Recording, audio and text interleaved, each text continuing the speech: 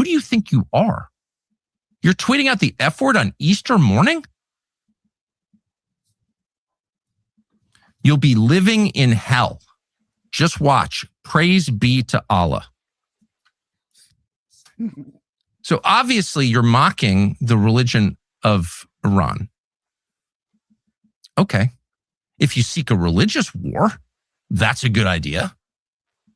But by the way, no decent person mocks other people's religions. You may have a problem with the theology. Presumably you do if it's not your religion, and you can explain what that is. But to mock other people's faith is to mock the idea of faith itself. And we should never mock that, because at its core is the acknowledgement that we are not in charge of the universe. We did not build it. We won't be here at the end of it. We can destroy life. We cannot create it because we are not God. The message of all faith at the biggest picture level is the message in our Bible, which is you are not God. And only if you think you are do you talk this way. But it's not just mockery of Islam. And no president should mock Islam. That's not your job. This is not a theocracy. We don't go to war with other theocracies to find out which theocracy is more effective. We are not a theocracy. And God willing, we never will be, because theocracies corrupt the religion. No, this is a mockery not just of Islam. It's a mockery of Christianity. To send out a tweet with the F word on Easter morning promising the murder of civilians and then saying praise be to Allah without explaining any of it, you are mocking me and every other Christian because we're Christians. We can't support that. That is evil. That is an intentional desecration of beauty and truth, which is the definition of evil. Boy, I'm telling you what, he's shilling for that Qatari paycheck. You better tap them feet and dance faster, man. Let me tell you, the mental gymnastics it took for him to arrive at praise be to Allah is some way detrimental to American Christians. You know, Tucker's a lot of things, but when he is that red-faced, spitting on his microphone, kind of fired up, poking his eye out with his reading glasses, kind of angry, he's really letting his Qatari show. He really is. You know, at some point, he just might as well just come out and say it. Just say it. Say it what everybody else already knows. I don't know why he's even trying to hide it now. That had nothing to do with American Christians. Nothing whatsoever. And I can guarantee you when he read that on Easter Sunday morning, he was dropping more F-bombs than the president did. I'm telling you, I would have paid good money to be in the room when his cell phone started ringing when his friends in Qatar read that message. I would have paid good money to hear those conversations. Thought you had that. Thought you had these Americans convinced that we're the way, the truth, and the life, right? I thought you had them convinced. Maybe everybody watches Tucker, but not people believing in Tucker. Maybe that's the case. Yeah. Qatari could write me a check. I'm going to say that. I'm going to still be a Christian, but you could definitely drop us a check. But we're going to call Tucker out for his bias, which is showing full display in that clip. Tucker was so fake. Okay. It was so fake. You know, again, I watch Tucker, and then some of his shows he does with people, I can see some of his points, whatever, but this was so fake. It was just clutching your pearls. It was so faux outrage. I didn't even feel a sense of empathy with him. I did not. Now, there are people who disagree and say, President Trump, why'd you have to do this on Easter? You know, you should have just closed, whatever. But this Tucker was so, he sort of worked up that fake energy in himself so that he could come on whatever day he did this. Did he do a Sunday or whatever? I mean, it was just fake. It was just total. It was just unbelievable. It did not even come across. You should have just used Robert De Niro. Yeah, I was thinking the same thing. It was a beautiful performance. I really loved how they brought the lighting down so it made him look angrier. You know, when you take a look at the set, they made like an angry set. Do you know? Like, oh, Tucker's so angry. Everybody be angry with Tucker.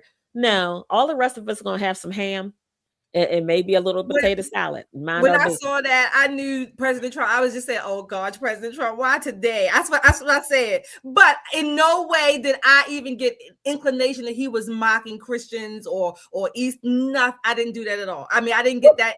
Nothing like that. my issue here is we know what's going on. All right. We are in conflict with the IRGC. All right. Now, he's mocking the IRGC. Okay. So if you are Muslim and you feel as though you are claiming the IRGC and their radicalism and their evil, then you're in the wrong. All right.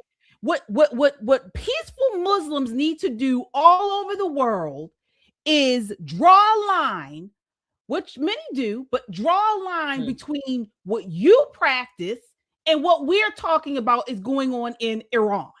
Okay. And you need to say, I don't agree with that either. And the president of the United States, whether I like him or not, he's mocking the evil a regime that is leading in Iran.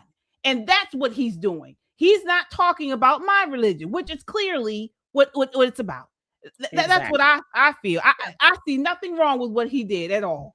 We're talking about an evil regime that we are in conflict with that just killed thousands of people, innocent people in the streets, their children, their young people, women and kids. That's who we're talking about. We're talking about the ones that strap on these bombs and go into crowded places, killing thousands of innocents. That's what we're talking about. So if you can't distinguish between that, with Tucker Carlson knows what he's doing. If you can't distinguish between that and peaceful Islam, then you're the problem, in my opinion. The Democratic Republic is the greatest government experiment in the history of humanity. I would say I've enjoyed it. Yeah. You've enjoyed it. Yeah. So we enjoy it. I love America. You love America. I do. Capitalism should not be anywhere near Christianity. You think? Christianity is more, and I don't like the word socialist with the weight it carries, but Christianity is socialism at its core. Non-authoritarian. It's the marker to build social capital. You look at that early Church of Acts and it transformed Rome within a couple hundred years, the greatest superpower of its time, to where Constantine was like, I'm a Christian hanging out with these dudes. They had no money. They had no buildings, but somehow the love of their neighbor transformed the greatest superpower of its time. That's dangerous. I would actually argue, and this is a bold statement. Wow. Folks, that is so not the case. Christianity calls for personal generosity, not government coercion.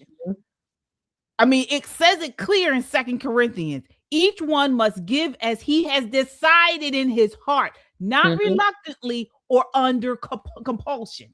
Right. And another thing, he must have never heard of the Protestant work ethic. Okay, because that when the Protestant work ethic was, I guess I'm going to say not implemented per se, but you know what I mean, the values behind it, that generated and drove the capitalist system for Christians, particularly because of Protestantism, and this is why we have the society that we have largely. Okay, so he must be, because of Christian values, people will work harder.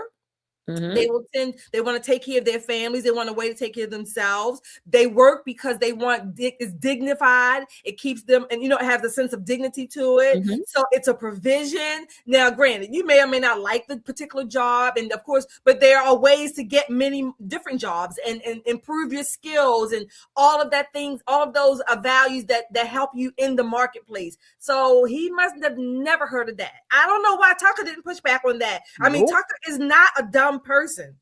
No, he's not. He was nodding in agreement. Yeah, he was probably mesmerized by that hairdo.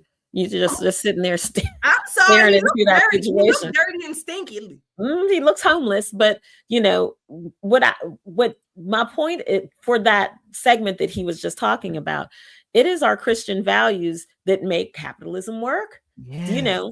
When you think about early industrial America, where children worked, I'm talking little kids, 7, 8, 9, like they do in China now, right? Little tiny children. It's our Christian values that said, no, these children made in the image of God. We're going to love them, raise them up, let them go to school. We're not going to force them to work. We're not going to, have them out here in coal mines, digging out rocks and whatnot. We're not doing that anymore. A lot of our Christian values are corporate values. It's worked into corporate values. You see people getting let go all the time because they've ran afoul of their morality clause that may be in their contract. Nurses who are threatening to kill the president and hoping, ill will on pregnant folk and all those kind of things have a morality clause. And that's definitely based on Judeo-Christian principles. So the two things not only coexist in the same space, but they feed positivity into each other. I don't know any other system that does it better. It would have been interesting to hear them pontificate on what they think works better, because both of them are sitting there as capitalists and quote unquote professed Christians. They must have never heard if a man doesn't work, he won't eat. So if you're not working, how you gonna feed the commune? Exactly. Not only that, but let's talk about the founders, which we know the founding of our country was based on, as you mentioned, Judeo-Christian values. Well, the idea of the founding and how they structured government, they want it very limited. Why do they want it limited? Because they know that a large government becomes God. And we said, the founders said that we don't want that. There's only one God, one creator. Okay. And also the idea of government, the main purpose of government was to protect individual freedom. What does that look like? It was our individual physical bodies and individual property, private property. And that's recognized in scripture. You shall not steal. Well, you can't steal what you don't own, right? Ownership is assumed. So the Bible protects property. It doesn't abolish it. And we know socialism, communism, the property is owned by the state. It doesn't even make sense what this man is talking about. Well, we got to wake up. The Bible says what was what's right is going to be said is wrong, and what's wrong is going to be said is right. And we are clearly seeing it.